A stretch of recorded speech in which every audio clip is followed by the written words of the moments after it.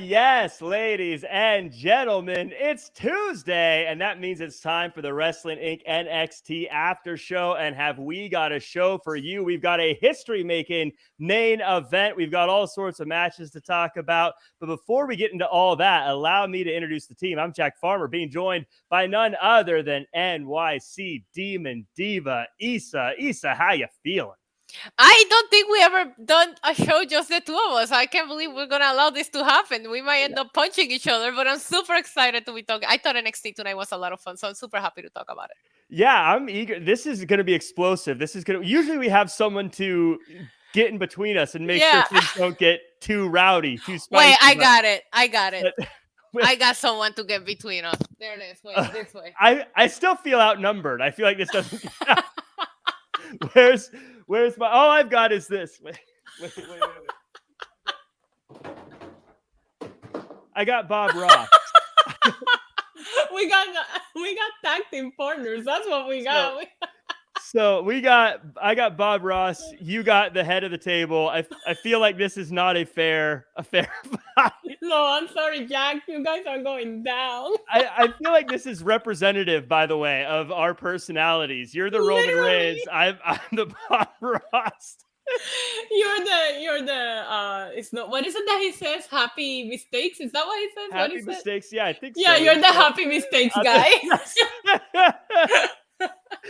So yeah, this is the mixed tag team match NXT should have had. No, I'm super excited to talk some NXT. We actually just bonded offline, not realizing that it apparently is just the two of us tonight, I think. So we're just waiting on somebody else to join. We talk dogs. I think we're on good terms tonight, but we'll see how it develops. Yeah, there's peace tonight, but tomorrow it's back it's a different day. Well, I want to thank everyone who waited for us to get started and who's with us in the chat. Make sure to like, comment, share, subscribe, all that good stuff. You know, Isa, usually we have someone that prepares the news for us on this show to start things off, and we didn't do that. So I thought that someone else was going to do that. So I'm just pulling up the first news on Wrestling Inc., and it's Rey Fenix reportedly out of Stadium Stampede. I heard about All In. Yeah, apparently he's having some visa issues, travel issues, and he's not going to make it to All In. How does that... Look, I know that it's a very complicated world traveling when you're part of companies like AEW, but how do you not just have all of that figured out, like, in advance? You know, people are getting arrested a week before. People are, you know what I mean? Like, I don't know. I don't know how that happens, but I mean, they travel a lot. So I don't understand how this situation comes, but you do have All Out a week later. So what do? Do you postpone the match and make different matches for these people and save Stadium Stampede for All Out? What would you do? I mean, I feel like the beauty of Stadium Stampede is that it's going to be in that massive arena with all those people. This is true. If you move it, I feel like it takes a little bit of the spice out of it. But to be fair, All In needs something to sell that show because they haven't really put anything on. I think there's a Darby Allin match. I don't have it up in front of me, but Darby and Sting. There's too many multi-man matches. Yeah, a lot. So I mean, I think that'd be good to put. I think it'd be good to help sell tickets for All In, but I also think some of the beauty of All In is that, or the Stadium Stampede in All In, is that it's going to be in that stadium specifically. Yeah, because it would have been a spectacle to watch it throughout Wembley. You know what they would have done. Yeah, so that's really disappointing, especially because Phoenix is great. But like I said, just get your passport ready. I don't know. I mean, maybe. But doesn't he? I thought he was doing, like, I don't know if traveling. I never traveled to London, but I traveled to Mexico. You know, and I know that he travels in and out of Mexico. So he does shows over there. So that's why, like, isn't it the same? Like, I don't know the requirements. Like, I'm out of my comfort zone on this one. I know that I've been to Mexico and my passport worked just fine. I didn't need anything else. So I don't know how this happens. Yeah, I have no idea either. I'm just assuming it's easy. Maybe it's a lot harder than I think. Anyone who's in the chat, if you guys have traveled to London, if you've traveled to... But I think it has something to do with the visa. I don't think it's a passport thing. Maybe it's like some kind of visa issues. And that's a whole different ballgame. Yeah, I don't know. I don't know, but it's disappointing. I'm kind of surprised it didn't get noticed until this point, but I um, don't know. Like if like, hear me out. The card wasn't even made. Like, let's keep it real. So that's true. if you just made the match last week, like there was other news in the weeks past that people were like wondering and they didn't even know if they were booked for All In or not. So it's like if you just got booked last week, that's when they made the match. Yes, it is possible for this issue to happen because you didn't let him know a month or two in advance so that he could get his crap together. And these things do take time. Tommy O in the chat says that all you need is a passport if you are there less than 30 days. Tommy's your friend. You guys met in person and all that. You Oh, guys think Tommy you're and I go cool. way back. We're the Way best of back. pals. Wow. We go way back. But KOD saying I have to highlight the Bob Ross joke. Where was the Bob Ross joke, KOD? There's all kinds of Bob Ross jokes. Somebody said it's about to start trending. He's about to Bob Ross going to smack Wheeler Yuta with the dirty brush. Why did Wheeler Yuta catch a stray? He had nothing to do. This is because so when I finish my stream, we come up, like, my viewers get redirected over here, and we do have inside Wheeler Yuta jokes in my chat. So they're just bringing them over to this chat. Okay, well, sorry, Wheeler Yuta, but we don't like Wheeler Yuta. This is the Bob Ross can probably kick. This is the BRCC, the Bob Ross Combat Club. Oh no! Please stop. Coming after you. What's next in the news, Jack? So, we're still on AEW. Tony Khan addresses Cash Wheeler's arrest and legal matters. Ooh, what did he say? He said, "I can't comment on the specifics at this time because I still don't know everything. I'm still learning facts, but based on the information we have at this time, we're still keeping an eye on that situation. And at this time, I think it's a very inconclusive situation." I love how Tony Khan talks so much and never answers the questions. He's very political in that way, like where he'll sound like he gave you the answer, but realize he never answered the question. He had to have had some kind of media training, I think, because he's bachelor's degree on word vomiting. Yeah, he's actually pretty good at it. He is. Respect. Because you actually he'll be talking about yeah, it totally makes sense. Yeah, and then he's done like, wait a minute. Wait, but imagine being in the family, or imagine that's just how he is, or being in a relationship, right? Because I personally am the kind of person that I'm straight to the point. I hate people that talk too much to get to the point. I'm like, tell me yes or no. Tell me what happened. Don't give me the whole 3-day story to get to it. It would drive me crazy. Yeah. There is I got to ask him a question at Double or Nothing, and you did. I saw you. Yeah, he was great. But I will say to that point, because you got to trim the video down to a certain length, and there's a part that's like, come on, it is impossible to make it into a short. Like a YouTube short is 60 seconds. That's all you get. You cannot make YouTube shorts out of a Tony Khan press conference answer. Unless you cut it up so much, it's just like. When he's just saying, yes, I did. Oh, that's hilarious. I'm gonna start doing that. Cut it up so much. Just give it to me in 59 seconds. Just 50. Please. You have to ask the question real fast so that way you don't take too many seconds. Oh my God. That is funny. That's what we're all thinking when we're asking questions. Like, keep it under 60. Keep it under 60. He doesn't. Give me 6. At the very least, keep it under 220 so I can put it on Twitter.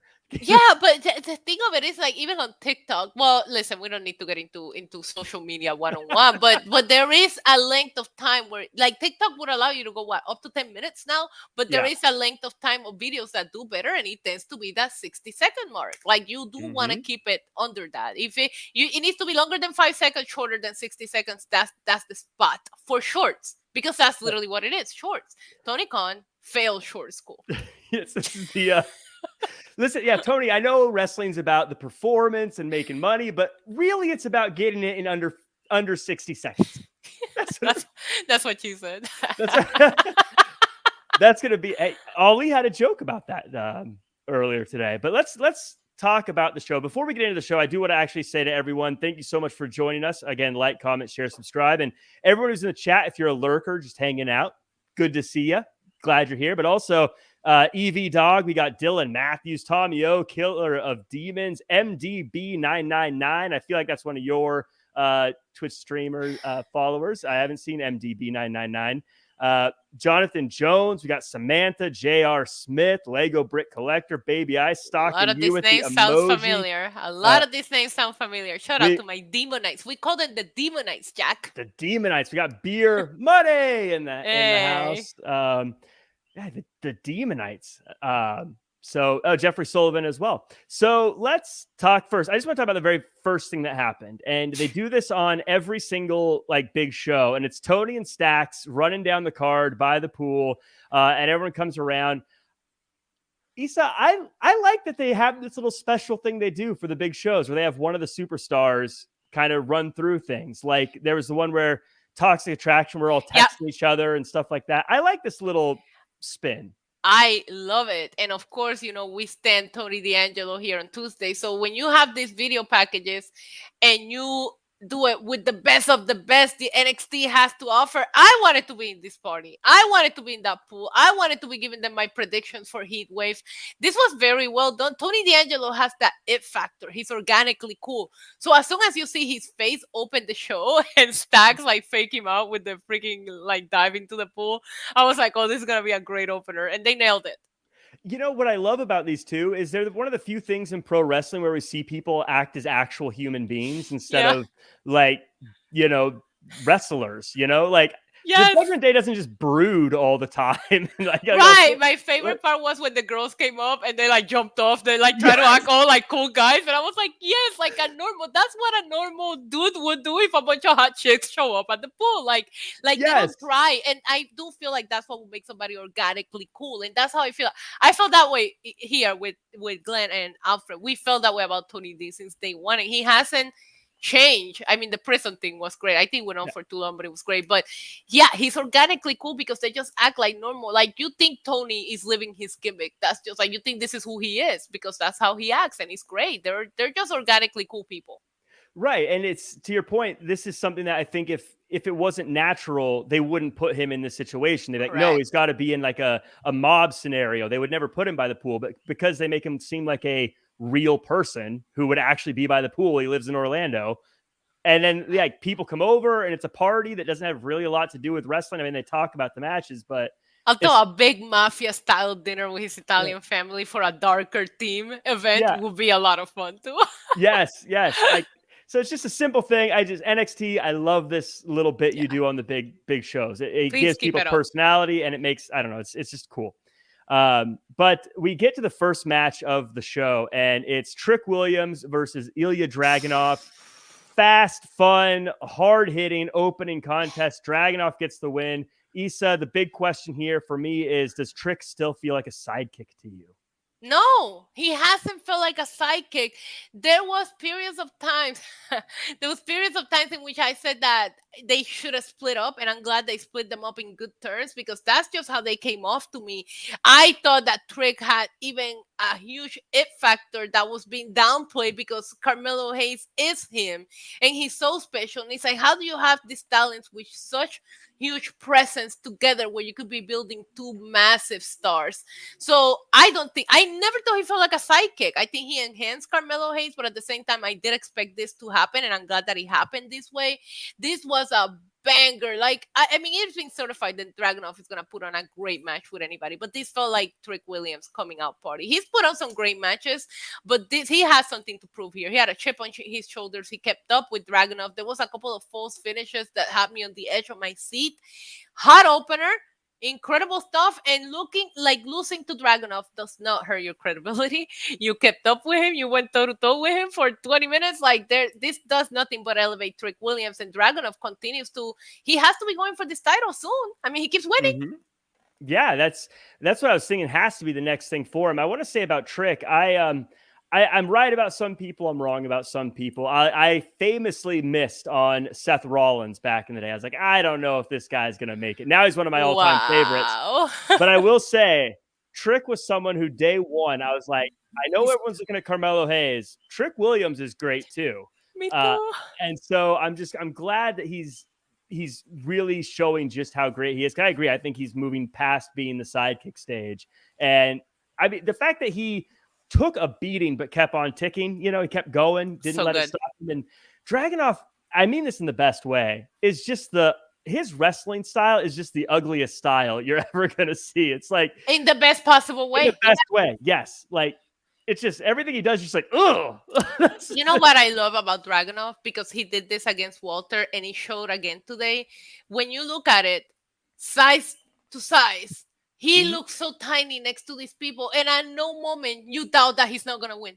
Against Walter, against Trick, like they make him look like a normal guy. And at every point, like I was doing a watch along, we're praying for Trick. And Trick, like if you're looking at it, right, it's your first time you're flipping channel, you're thinking, well, Trick is going to kick his ass. No, like Dragunov is one of those people that, I don't know how tall he is, but he carries himself like he's the biggest MFer in that locker room. And I love that about him.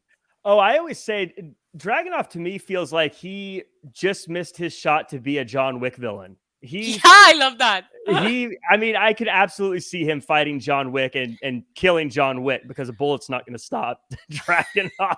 He'll do some Matrix thing to skip the bullet. Like, oh, it's going to be so good.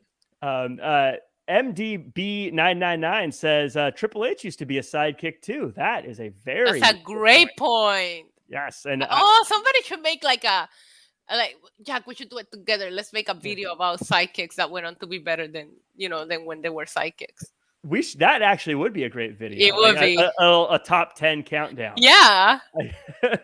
And then we can end with us at number 1 when we were sidekicks to the rest of the Wrestling Inc. crew. That's correct. Right. And now we're taking over the whole freaking thing. We're taking over. But yeah, later in the night, Dragunov says that he's going to take a shot at whoever wins, and Wesley didn't like that much at all. But also Trick. But hold on. But like Dragunov goes like, and I'm going after the champion. Wesley's like, I'm fighting for it. I'm going to win. And Dragunov just treated him like, no, you're not. You know what I mean? Like, it was so funny. He just completely dismissed Wesley. Yeah, he kind of did. He's like, no, but seriously, like, I'm gonna yeah. It was so funny. I was like, bro, like at least plant like a little bit of seed that you think he might win. But Dragunov was like, no, you're not, and I'm gonna fight Carmelo Hayes. Yeah, he should. Yeah, he said something like, I hope for your sake you don't, or something like that. Yeah. It seemed like it could happen, but I was like, he did kind of like, yeah, okay, bud. He did the okay, bud.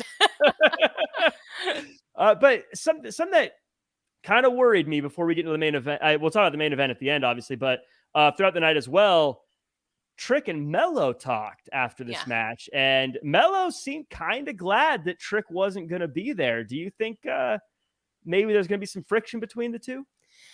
I think that I hope not. I hope not, but I do think that eventually there has to be a match between them.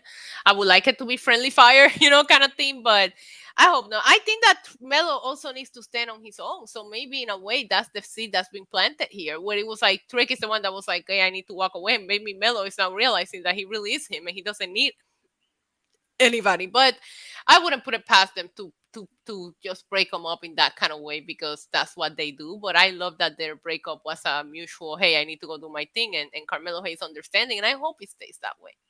Yeah, I like that something the New Day I feel like pioneered is that people can go their own way and you the team have can to break still them be up together. Mm-hmm. Yeah. I believe Street Profits have been very outspoken about not wanting to break up. Yeah.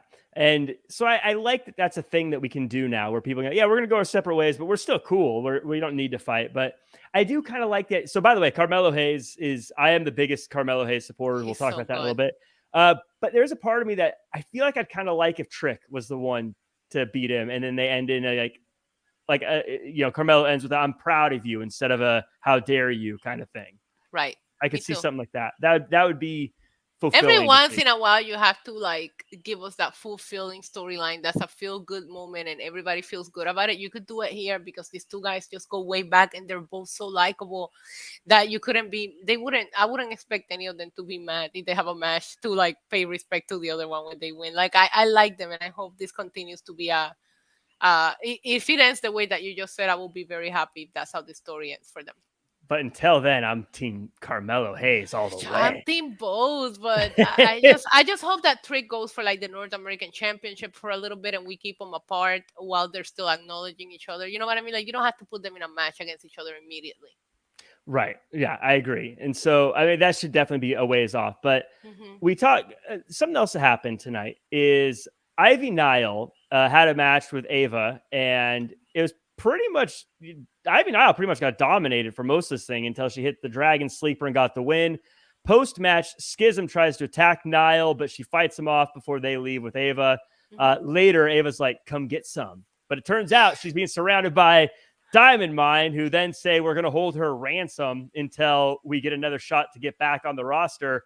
Isa, how can we cheer for a tag team that's kidnapping people? That's what I said. I said they committed a crime. Like, are they not aware that that's a crime? Yeah, like what?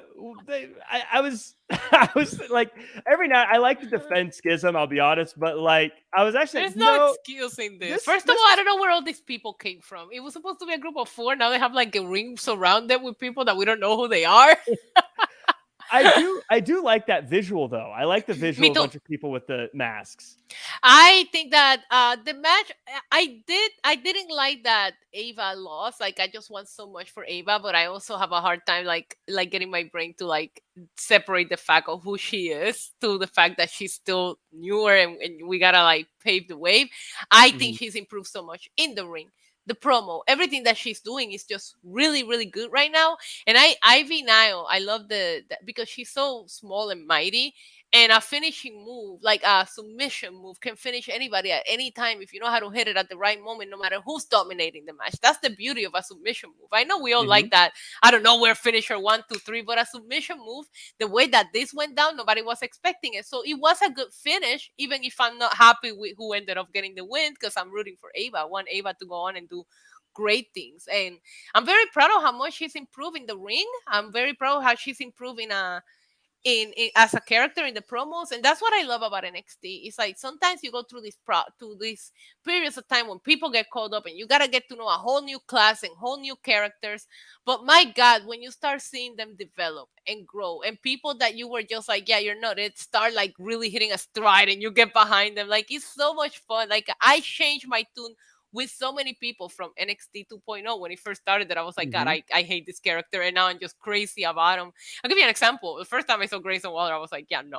Oh, I love Grayson Waller. Like, you know what I mean? So, like, it's so much fun to watch them develop, and we're getting to see the freaking Rock's daughter go from, like, is she ever gonna wrestle? Because we know she's been there for a while, to, like, just slowly see her come along. And I remember how much I was against her being on Schism, and now I really like her. You know, I agree. And I think that when I first found out she's going to be in Schism, there was a part of me that was like, this is The Rock's daughter. Why are you putting her in this group? Let her be a star. But now I think it's so smart because it gives her time to develop and be herself and find her groove before that spotlight is on her. And she has to be The Rock's daughter, you know?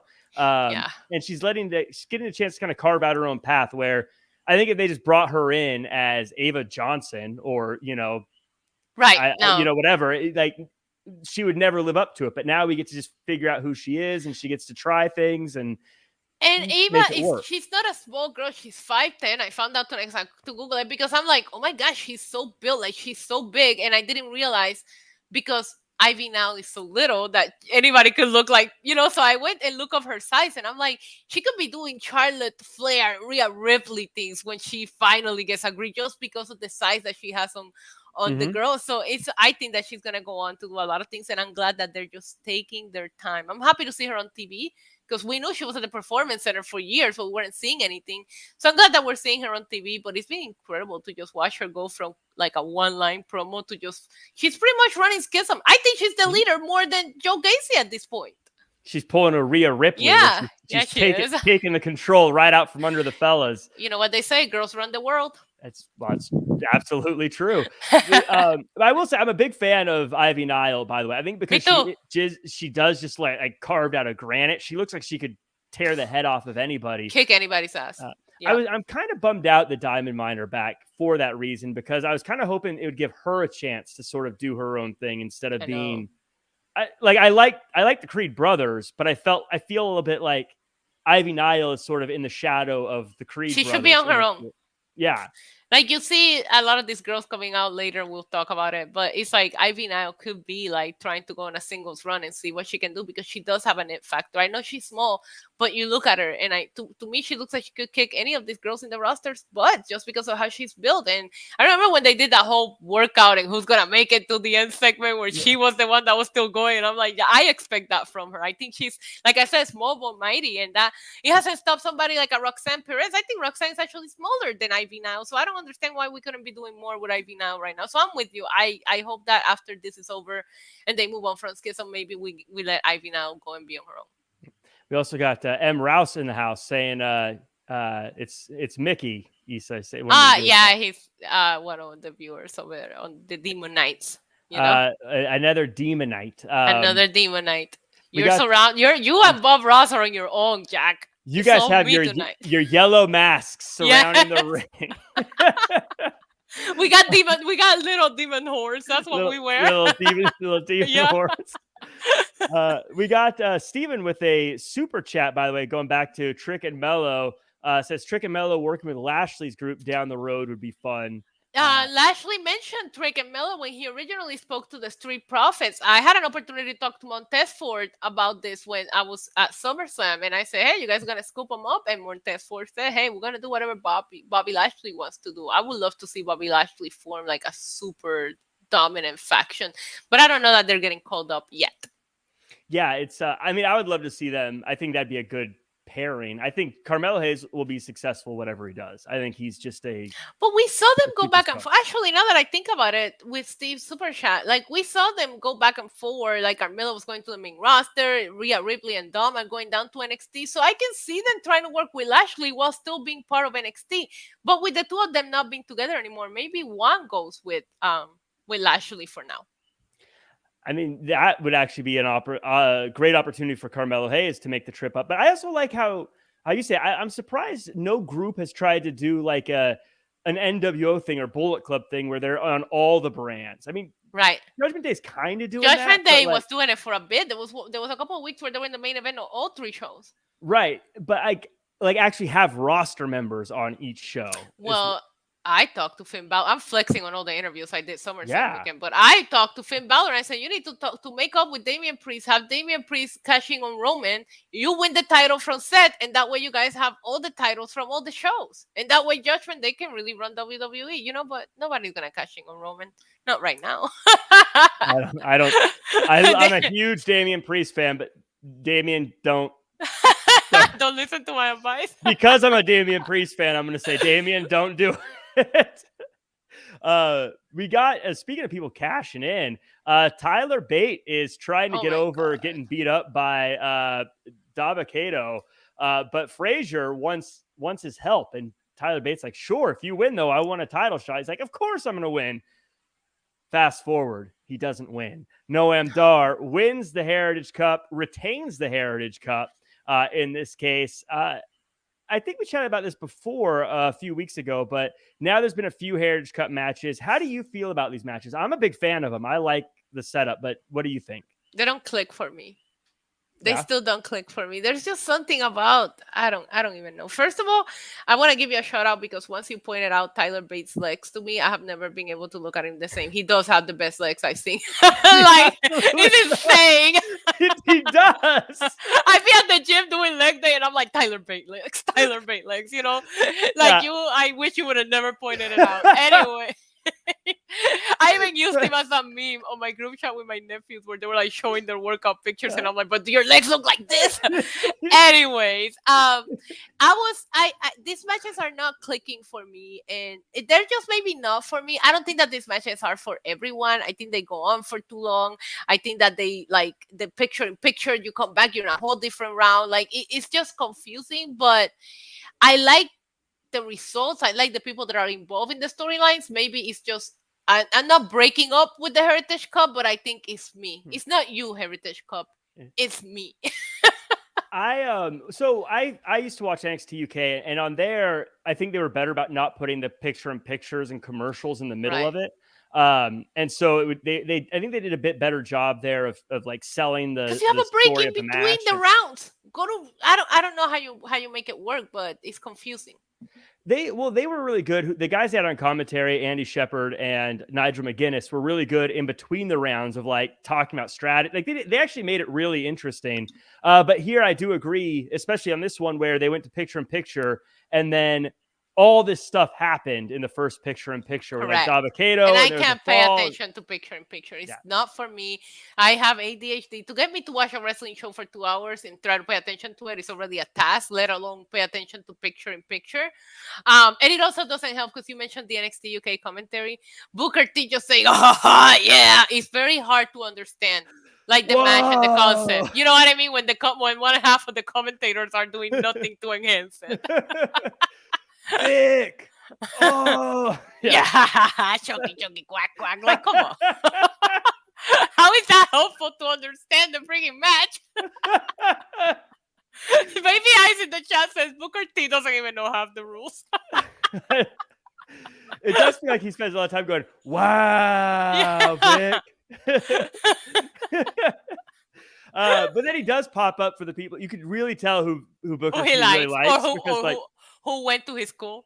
Yeah, because like when Roxanne Perez comes out, he pops up. He's like Trick. I believe Trick Williams went to his school. Trick Williams too. Yeah, you could tell who went to his school. He definitely pops up for them. Yeah. But to be fair, I would pop up for the people I knew too. But, I do it all the time. I'm biased about certain people. No, I know we're supposed to review it and all that, but at least I'm very open about being biased about some people.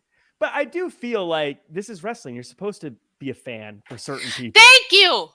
Thank you. Like that's the point. You're supposed to like people. I get so much crap on Friday nights, and I'm like, everybody knows I'm Roman Reigns' #1 fan. Like that's what I do. Like, don't get me here and expect me to say something negative about a Roman Reigns segment. It's not gonna happen. Like, live with it, you know. Well, with all due respect, I think Paul Heyman is Roman Reigns' #1 fan. No. Paul Heyman ain't got nothing on me. Paul Heyman ain't got nothing on me. I guarantee you. As a matter of fact, I've been here way longer than Paul Heyman. Back when he used to ride with Brock Lesnar, I was still here for Roman. Well, that is true.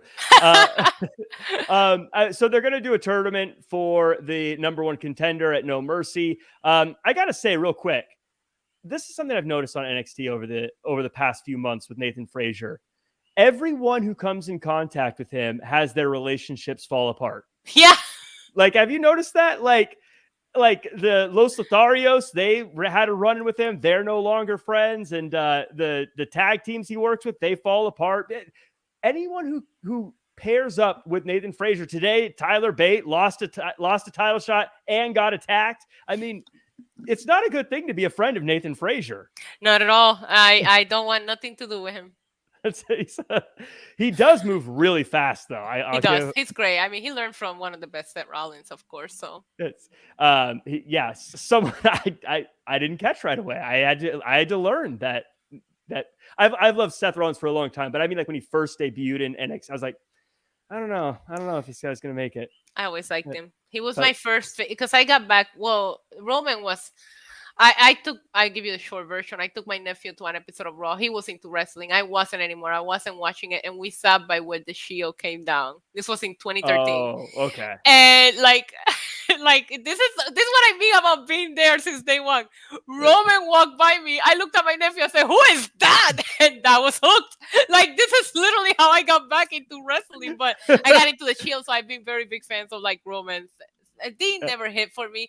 I felt like Dean was forced, where I see him as John Moxley and I'm like, that's who this guy is. You know what I mean? But I always was a big fan of the Shield, and that's how I got back into wrestling. But it was funny because I remember me and my nephew were at the Royal Rumble when he had that triple threat match with John Cena and Brock Lesnar. Now I always loved Brock Lesnar because I did watch MMA when I wasn't watching wrestling.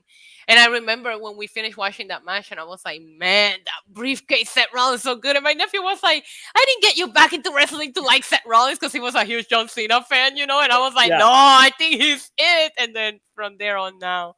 But yeah, like Seth and Roman were two of the people that I immediately was like, oh, these guys have it. And they got me back into it. I've been watching ever since. You mentioned Brock. I will say I was Brock fan day one. As soon as he came out of the crowd and I think he murdered Spike Dudley, I was like, oh, yes. Oh, this dude, all the way to the moon. This guy. I didn't watch him a lot during his first run. That's when, I was going to college. I had moved out of Puerto Rico. I was doing adult things, priorities. Right. So I didn't watch a lot of Brock. But as soon as I got back into it, I remember that's when he came back, and I was like, "Oh, Brock, I gotta enjoy this, this return." But I watched all that he did in UFC, and I thought he was great. Last thing on take Roman that Reigns. shot out of the shot out of the screen. No. Please, we're doing good. How did you we're feel? We're doing good. Okay, we're doing good. I thought it was great because he winked afterwards. I love when Roman Reigns did that little wink. It was great. Roman Reigns can do Roman Reigns could do no wrong in my eyes. Roman Reigns could walk into my house and spear my dad, and I'll be like, one more time.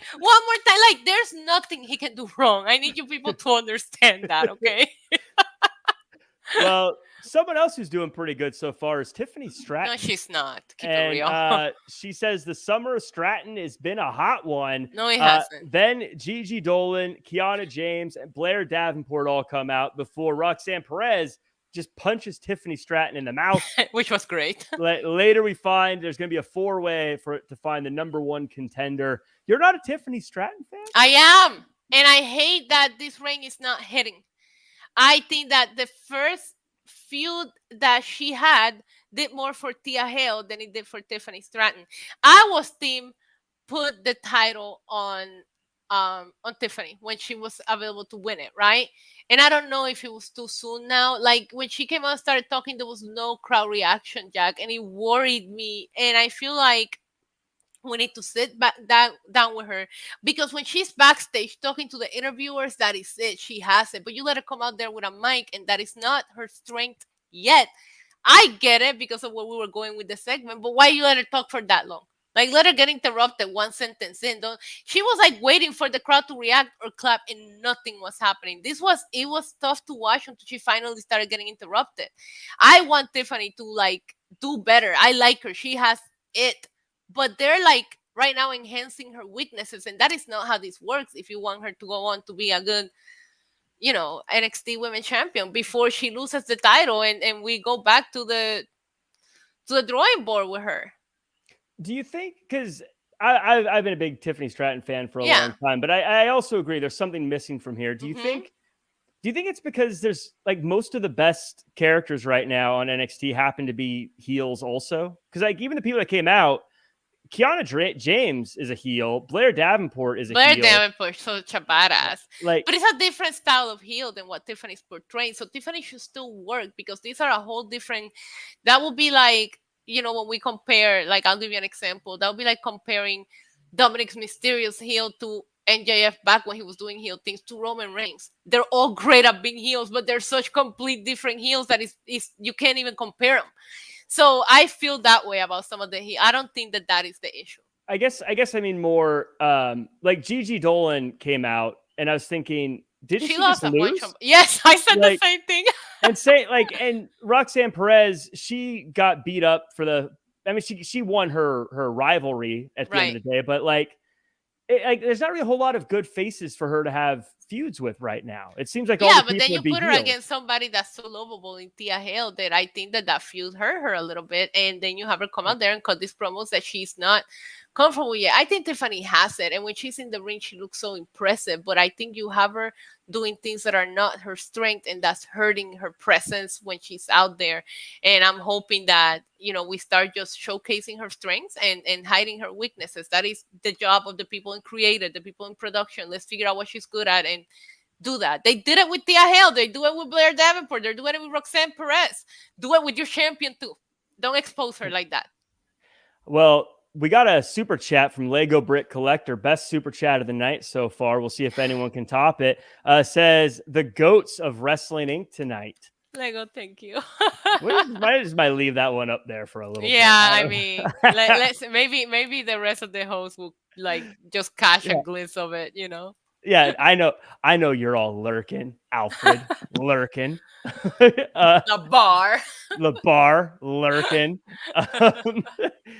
We've got a mixed tag team match earlier in the night. Ali says he wants Dom to break a leg, and then Rhea says Ali only has 10 seconds to leave, and then I think Ali makes a sex joke. I could be wrong there, but what did he say, Jack? he said, "You guys must know a lot about that." 10 seconds. I don't know what he's referring to. Could have been anything. But we got Rhea and Dom versus Lyra and Dragon Lee. Fun match. Both teams look good. Comes down to Raquel Rodriguez coming out and attacking Rhea Ripley. I love that. And then Dragon Lee and Lyra get the win. What'd you love about it? Because I thought this was executed perfect. Yeah, it was so well done. The match was a lot of fun. Everybody got to showcase their stuff. Everybody got to look great, especially the best luchador in history, Dominic Mysterio. I need Rhea. Rhea's putting on bangers on NXT, and I need people to understand that, because I know that people are very critical of her reign. But I will say the one thing that has worked about her reign has been her time. I love stalking you and the dog emoji every single time. I highlight it every time. I don't know what it means, but I highlight it. I don't. But the one thing, if people are not watching on Tuesdays, is the matches that she has put on NXT have all been bangers, and she got to show off again today. And Lyra, you can tell they just know each other so well. They're so good in the ring together. But I think, like, first of all, and I know you're a big NXT fan, seeing Rhea Ripley and Raquel Rodriguez just beat the crap out of each other throughout the Performance Center got me in my feels, because, like, the good old days, that rivalry was epic on NXT, and just to see it happen there again, I think Raquel could be that one feud that Rhea needs to solidify this title reign that people are so critical over, because I'm the biggest. Rhea Ripley is my current favorite right now. But her reign has not been the best. Like, she hasn't even had a feud. Like, she hasn't had anything.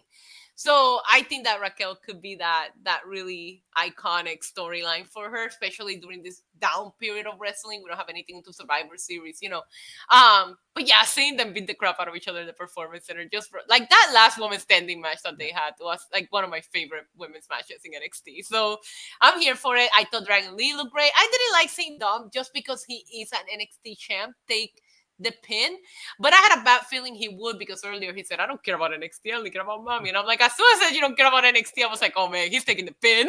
Yeah.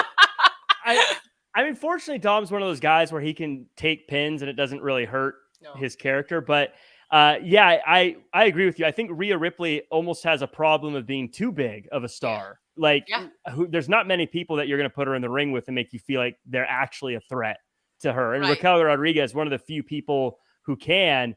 I'm a little bummed out. It looks like it's going to be at Payback. No offense to Payback, but I feel like this should be like a Royal Rumble match or a Mania match or something. But that's too far down the line. We can't.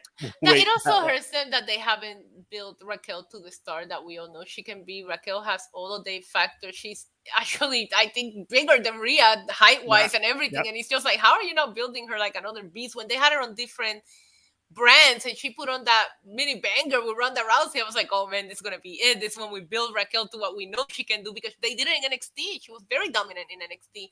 So yeah, I'm with you. I think Raquel could be at that level, to the point that this is a WrestleMania or SummerSlam Royal Rumble match, but they haven't done Raquel a lot of favors in the main roster, throwing her in the tag division with makeshift partners. No one, the only person that has felt kind of like her partner is Liv, and they kind of threw them together. I think Raquel is a single star. I don't think she belongs in the tag team division. I think Raquel right now, I think they put her in tag because they were like, we want you to do something, but not right now. So we got to give you something. But now it's been too long. Now we need her to start doing something. Yeah, but because you didn't build a lot of credibility and people didn't watch NXT, they don't know where she comes from, what she can do. Now you have to put her in a B-level pay-per-view and get people to see what she can do, when I'm just over here begging everybody to go watch that last woman standing match that was so iconic. I love that match. I might watch it when we get done. We got to, just to take a moment and think about, as a fan who's been watching for a long time, sometimes we take for granted just how far the women's division's come. There are so many incredible wrestlers across the board. And I was just saying that. Somebody asked me earlier, and I was like, I feel like my favorite current, I feel like my favorite female wrestler changes monthly, because the division and what these women are doing is so good that it's so easy to. I don't want to be. What was the word that Daniel Bryan used? Fickle. Yeah, I don't want to be fickle, but it's so easy to say, well, I love what Charlotte's doing right now. I love what Bianca's doing right now. I love what Rhea's doing right now. You know what my other favorite thing is? That we have all of these names. It used to just be Bayley, Sasha, Charlotte. Now it's just you don't even think about them. None of them are involved in a title or holding a title right now. doesn't matter when it used to just be all of them in title storylines over and over because we didn't have anybody else. Right. And now I feel like if they were to all step away, the division would be completely fine. Yeah. I mean, that you have, who did Rhea beat? It was Charlotte Flair. Now they have become the legends putting over the youngster. Like, it's crazy. Look at Becky put over Bianca at SummerSlam last year. Like, it's insane to see these women that to me started the women's revolution. I know everybody has a different timeline, but to me, when they got called up is when it really kicked into gear. And to see them be the people that are like now giving these younger stars like the push, it's incredible. Yeah, we're getting old. Yeah, I know. That's every time I see like when someone's like Randy Orton celebrating 25 years, like 25 years. I thought he was the young guy still. What happened to my life? I know. There's just certain people, like I don't know, just certain people like now when they're like, oh, this person's wrapping it up. I'm like, what do you mean they're wrapping it up? They just started. Oh wait, no, they've been around forever. Mm-hmm. But Thea Hale did have a moment on this show. I love this. Yes, well, talk to me about it. Her and JC Jane. Yeah, I never seen this side of JC Jane before. JC Jane has been so involved in this toxic attraction and Gigi Dolan that just to see her just have that kind of tender moment with Tia, and I laugh when Tia was like, yeah, I'm a grown woman now. I'm like, you're 19. Like, you know. But I actually really enjoyed this like real moment. We've seen a lot of people giving Tia all of this advice, and you can see people rooting for her. And we were just talking about how old we're getting because we're seeing the what we thought was the present become the past. And I think Tia is gonna go on to do some incredible things because look at how much she's picked up on things in what, a year and a half. Like, it's crazy. Yeah.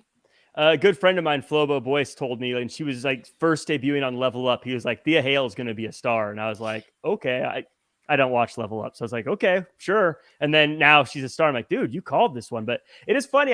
This is where I feel old. Is people like Thea Hale be like, I've been fighting my whole life for this. Like, you're 19. You just start. What are you talking about? You're fighting your whole life. Yeah. Come on. I've been doing this since I was a kid. You still are a kid. What are you? You are a baby. Like your age still 16 at the end of it, sis. Relax. You can't go into a bar. What are you talking about? Oh my God. I hate when you start feeling old, but we are those people now. How about do you think these two might start a team? I would love to see it. I don't know because now we don't have a tag team division in NXT, but I think like Tia has been guided by Chase U, and I love Chase U, don't get me wrong, but to see her get guidance from another woman, you know, to kind of like, because right now she has that tension with Andre Chase. So what if she finds a new mentor in her and kind of pulls away from Chase U and start doing her own thing? I told you that feud with Tiffany Stratton, it did a lot more for Thea Hale. You cannot let that momentum die. I'm glad that they're keeping her on TV every week and have something for her. I would like to see them like work together.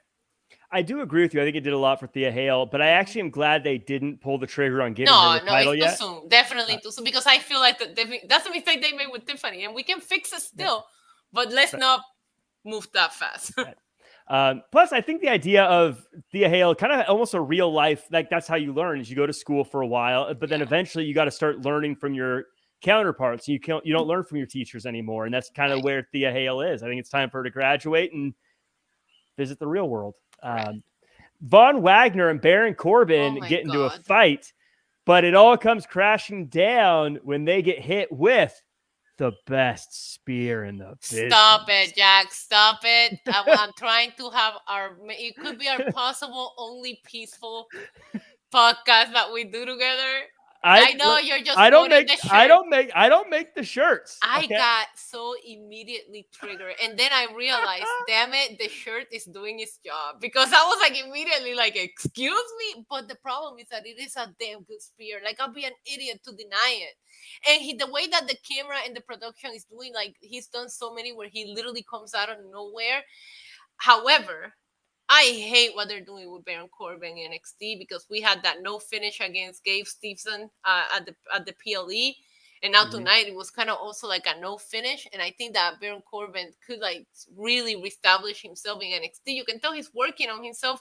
Recently, he came out and said that he worked on his new theme to the point that he helped compose it and write it.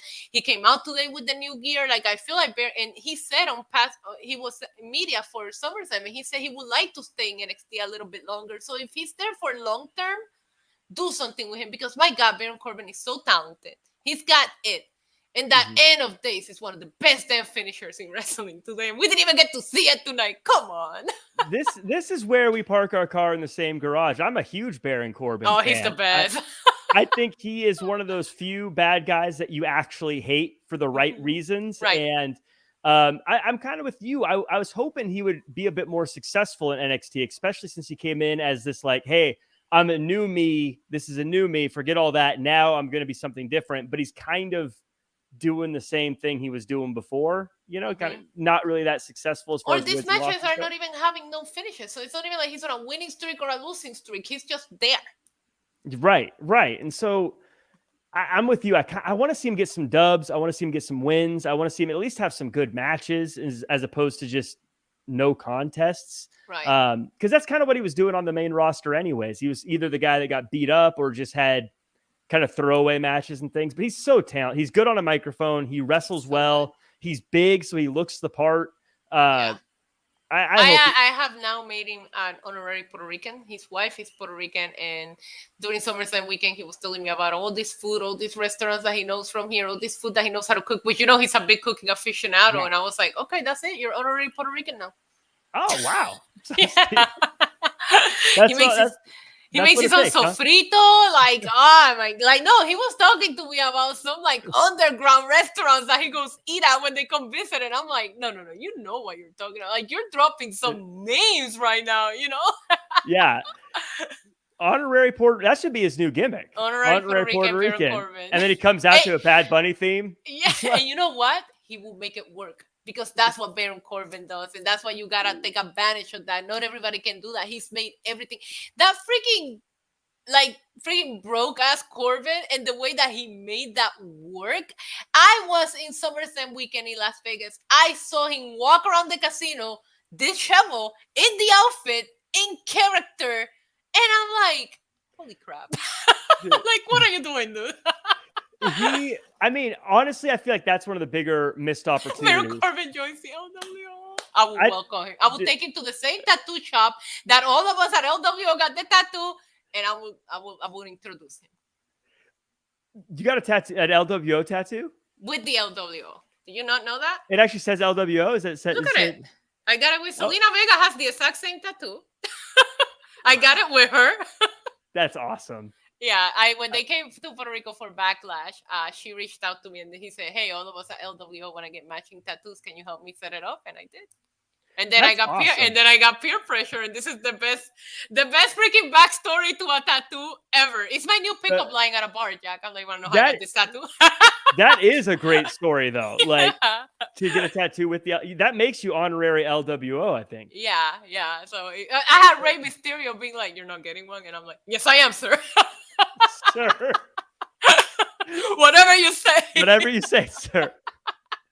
If Rey Mysterio looks at you in the eye and says, "Are you getting one?" You say yes. I would probably get one if he Santos Escobar too was there. He's like, "So you're gonna get it, right?" I'm like, "I guess." Yeah, but it was a lot of fun. There's a blog about it in the WWE YouTube channel. If you look up LWO matching tattoo, they blogged it. The whole camera crew was there. I helped arrange the whole thing. Thank you. Oh, very cool. WWE needs to pick you up. You do more of your help Titus out with all the outreach stuff, because you're helping to get the wrestlers out. My outreach is kind of different. I'm like taking them to the bars, the restaurant, the tattoo shops. I don't know that they want that. We got by the way, we got a Jax popping up in the chat. Jax, good to see you. Then MD, come on, says, I used to look up to Rey Mysterio, then I got taller. Come on now. It was really cool. The guy that tatted Rey's LWO had a picture with Rey from when the tattoo artist was 8 and Rey Mysterio came to Puerto Rico, and he was like, I'm gonna get to tattoo my idol, and this is the coolest day of my whole entire life. And then Rey was like, please don't be nervous till I don't mess up my tattoo. I was thinking, how do you not get nervous? I would be terrified. I'd be like, It was it was the most fun night ever. Man, that is a good story. But speaking of people who are tall. I don't know. This is transition. Dijak. That's where we're gonna make the transition there. I'm a professional, folks. Says he's gonna get revenge on Eddie Thorpe for costing him the title shot.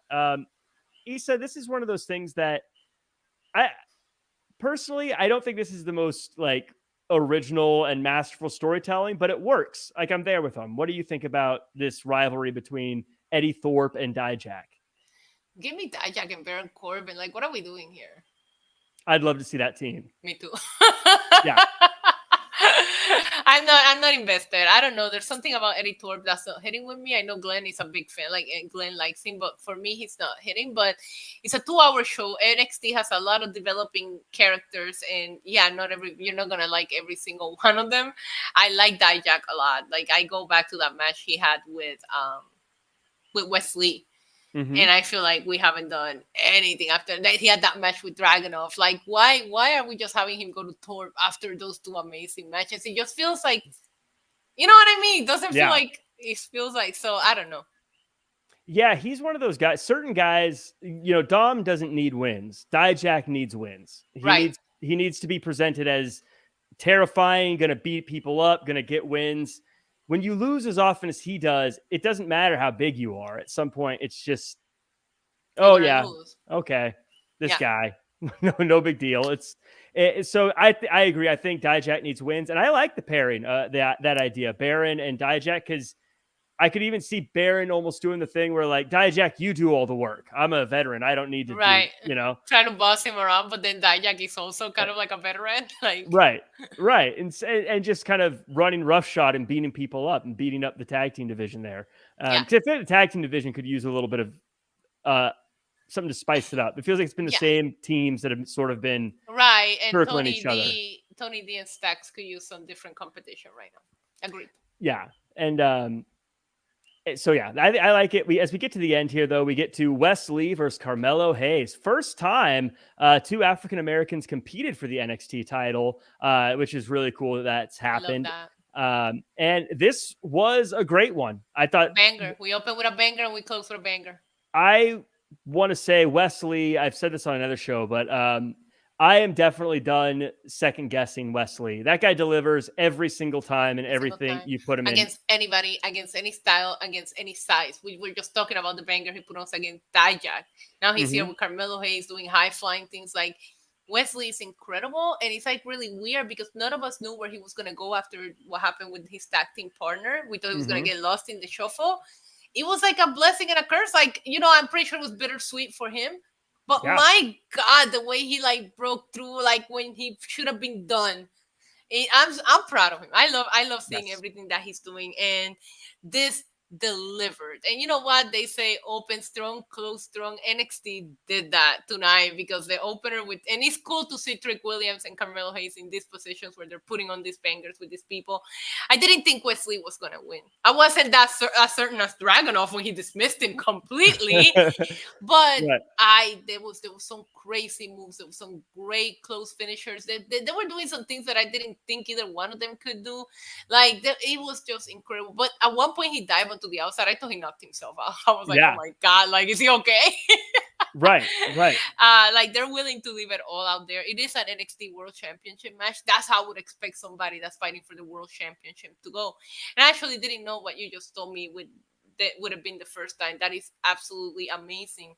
And what best 2 competitors to have, like, be this the first time that we see 2 African American competitors than him and Wesley, who are just absolutely incredible. But I'm with you. I'm 1000% in the Carmelo Hayes train. He is amazing. He is him. Like, I get that that's a gimmick, but no. He is him. There's no better way to say it. So I agree with everything you said about Wesley. And I'll be honest, I thought once the team broke up, I was like, oh, this is a bad sign for Wesley. Yeah. I was expecting to see the news release that, eventually him too, but he not only did he get through that, and look, it wasn't like an easy thing. It wasn't like, he actually is pretty good on his own. I felt like he had to fight through continually to get opportunities and prove himself every single step of the way. And even though he's not the champion today, I look, you put him in any situation, and I love it. he lost the championship to somebody that's helping NXT get more views in because he's showing up with Rhea Ripley and he's changing in the ratings, and he went on to better things. It's not somebody that lost the championship and now he's lost in the shuffle again. He lost the North American Championship. He fought for the World Championship too. Like, it doesn't feel like we're just gonna stop the push, and it's great. It's smart booking. Like, to put the title on Dominic, a lot of people complain about it. I didn't think they were just gonna like forget about Wesley because he did such a good job with the North American Championship, and I think everything is working in the story. Yeah, and I gotta, as MDB999 says, all my life I had to fight. Wesley quote there, and I gotta go back. As we talked about Carmelo Hayes, like I said, I'm a big Carmelo Hayes fan. I think that he's a game changer in pro wrestling. I think when his career's done, I think there are going to be people who cut promos that sound like him the same way he's people just getting started too. The same way you hear like certain people will cut promos like wrestlers from the past or do things. I think he's going to be you talking about LA Knight and The Rock? Well, exactly. I think there's going to be people who talk like Carmelo Hayes in the future. I think his wrestling style is going to get copied. I think that he's going to influence a ton of people, and he's going to be great the whole way through. I think he's going to be a game changer in pro wrestling. I'm such a big fan of Carmelo Hayes. I always say if you could buy stock in wrestlers, I would sell everything and put it all in Carmelo Hayes. I think he's going to be the number one wrestler in the world at some point. I think I love that. I'm a huge fan of his, and kind of crazy. Yeah. When I believe it was Vic Joseph said that it was the first time two African-Americans competed for the NXT title. I'll be honest, I was like, that can't be true. Come on. But then you go back and you think about it, like, oh my gosh, I can't believe it's been this long, especially with so many talented wrestlers they've had. So I'm glad that this is a glass ceiling that's been shattered, and we can, hopefully see it happen more and more in the future. There's a lot of things that we didn't think will happen. You were talking about the evolution of the women's division. There's so many things that are normal now, and I love that. Like when Kofi won, and then like we saw with Bobby Lashley, we saw with Big E. Like, there's so many things, and the way they treat the women, and the way that we're seeing representation. We're just joking about my tattoo, but it's been so long since we've seen a good Latino representation, and seeing not just the LWO, but you see Damian Priest out there, Bad Bunny. Like, I love seeing these things just become normal. Like, it's not even a matter of like, it's good that they mention it, but it's not even. Back in the day, it used to feel like we're just doing it to be politically correct, or we're just going to put the women in the main event and make a big deal about it. Now you just put them in the main event because they earned it. And it's just beautiful to see the evolution of how all of these things have happened. And it doesn't feel like, oh, we're just doing this so as a PR stunt, because they do things like this that way. Not anymore. Like, now it just feels like this is normal. And I love living in a world where wrestling is just just growing and being better for everybody. In representation is so important, and I love seeing it. And so many of them, I agree. And so many, what's great to see too is so much representation where it's not silly over the top representation. Correct. Where it's not someone who's dressed like a stereotype of what this looks like. You know what I mean? Where like, I love that you say that, because I don't even know who I was talking to, and I get it too, because he's Damian Priest. It just doesn't sound. And I remember like talking about Damian Priest being Puerto Rican. I got like 3 people going, I didn't even know he was Puerto Rican. I'm like, exactly, because it's not a stereotype, but he is. I was talking about, we were just talking representation. I need his cashing to be successful. We haven't had a Puerto Rican champion since Pedro Morales in the 80s. Everybody in Puerto Rico is looking at him with that briefcase like, for the love of God, if this happens, we're gonna party all night. But like, I remember mentioning it in one of the local events that I cover, and people were like, I didn't even know he was Puerto Rican. And I'm like, when I start thinking about it, the way he looks and carries himself, which is kind of BS, because he has that Puerto Rican flag everywhere if you pay close attention to his gear and his tattoos. But I'll let it slide, because you're just hearing a name, and I can see how it doesn't come off that way. And I love that, because I was like, that's right, because he's not your stereotypical Latino gimmick, like, look at me, it's like Boricua. Right. No, but he does represent. So I was like, well, then you're not paying attention to the show, because I see that flag on his gear every single week. Yes. No, well, and he speaks Spanish and does a lot. And I gotta say, I think more like Legado del Fantasma, but with Santos Escobar is the most stylish dude in all of pro wrestling when he really starts to go. He's my favorite. I'm a big gear person, and his entrance gear and everything. So good. He knocks it out of the park. Now he's got. I love him at Money in the Bank. But, what he wore at Money in the Bank was so good. And I like Santos. And outside of the ring too, like the suit game on him, on point. Yeah. So this was a great episode. This was fun. I have fun. had a blast watching this. NXT, I always say people who tuned out during NXT 2.0 when it first started, you're missing out. Like, it was a rough transition, but it's such a good show now. But we go through that. Like, I feel like NXT is toxic, but we've gone through it so many times. Like, I remember falling in love with this class, and then like Finn, Kevin Owens, they all Sami Zayn, they get called up, we do it again. Shinsuke gets called up, we do it again. Like, this is what we had to go through with NXT, and it should. The one thing that I don't like is the call-ups don't feel like a big deal the way that they should. Like, you graduated. I'm glad that this year they did the draft and we got to see the reactions, but But yeah, I feel like you can't not just stop watching NXT because you don't want to learn these new characters. And you feel so much better when they come to the main roster. Like right now, there was a period of time where people were having such a hard time connecting with Grayson Waller because they didn't watch NXT. And I'm like, Grayson Waller is freaking genius. And I'm like, and I can tell you didn't watch NXT because his talk show was one of my favorite segments on NXT. But if you're not watching NXT, he comes up and he starts doing the Waller effect. And you're like, what is this? I get it. People are sleeping on NXT. It really is great. Yeah, I agree completely. I think consistently week in, week out, it's the best show as far as it's going to give you fun. It's going to be exciting. Yeah. It's not going to get boring. There's going to be like something for everybody. And not everything's going to be for you, like the Heritage Cup matches, but right.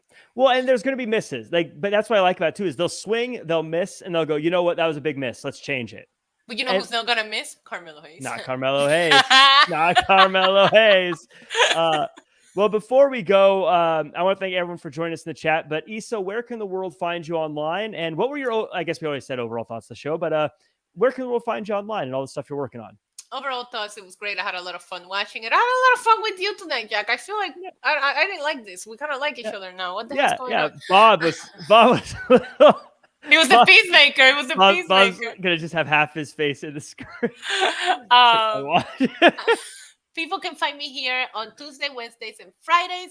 You can also find me on my YouTube channel. I do watch-alongs for Raw, NXT, Dynamite, SmackDown, and pay-per-views when I am not busy doing other things. You can catch me in Lucha Libre Online. I'm kind of taking over the world right now. I'm everywhere. You can catch me in Puerto Rico in the local wrestling events. I'm everywhere. NYC Demon Diva. Just look me up. You'll find me. And the watch-alongs are a great little pre-party before getting to Wrestling Inc. So everyone should check those out. But also you can follow me at Real Jack Farmer across all social media. I'm running the whole gamut here on Wrestling Inc. this week. I did Raw, I did today. I'm doing Dynamite tomorrow. I'm doing SmackDown on Friday. Are we doing an all-in show? Have we gotten that together? I don't know yet. We should. I mean, it's a big deal. Well, now if we do a weekend show, everyone's gonna be like, "Why don't you cover Collision?" But no, just pay-per-views and the pay-per-views that we have people available for, basically. Yes. So definitely check that out. I want to thank everyone though. Again, make sure to like, comment, share, subscribe. Ricky MDB999. Jeffrey Sullivan, of course, the GIF King, Dylan Matthews, Baby Ice, always making sure I'm on the bad guy side of the track, and everyone else, Lego Brick Collector, and so on and so forth. Dream Realm Studios, appreciate you all. Again, like, comment, share, subscribe, leave a nice comment in the YouTube section as well. Say something. Let them know you like that we made peace for one night and that we kick ass together. We have made peace and we are good chums. So There's no problems here.